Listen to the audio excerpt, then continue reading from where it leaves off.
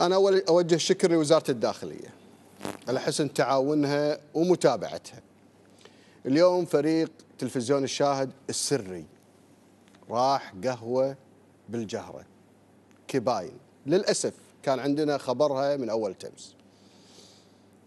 للأسف أنها تمارس في الكباين الرذيلة وعلى 30 دينار وداخل الكباين وتسمى قهوة. اليوم الداخلية سكت المكان وقبضت على اللي داخل ويديرها وافدين. شوفوا التقرير ومع ذلك راح نشكر وزارة الداخلية والتعليق عند الأخوان. شوفوا التقرير.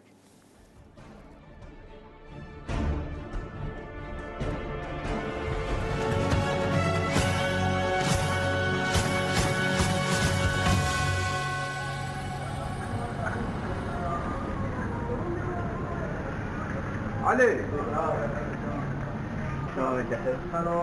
تمام. هلا. لا نطلب اذا في طلبات نطلب كابينتنا. تعالي مريم ابيك ثلاثة مين تعال يا الله.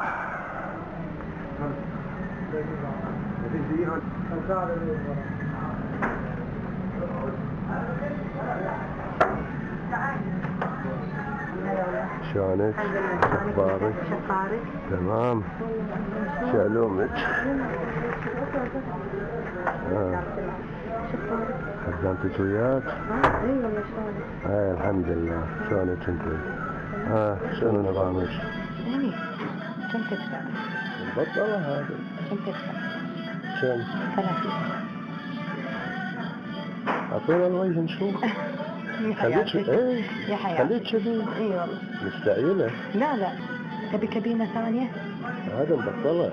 نشوف باب ثاني كابينة ثانية. كوني مسكرة شوي. ايوه شوف لنا مسكرة. وهاي يكبسون علينا يا بنية. لا ما يقصر علينا. عطني يلا. ها؟ الحين اعطيك؟ اي يلا خلني قص. ما حد جايك ما حد يجيك.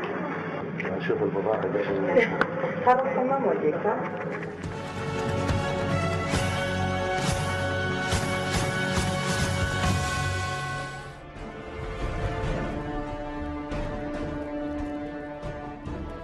اليوم كان فريقنا متوجه لهذه القهوة وتم التصوير، والحمد لله اليوم بعد المغرب أو بعد العشاء تقريبا وزارة الداخلية كبست على هذا الموقع وفضته وسكته.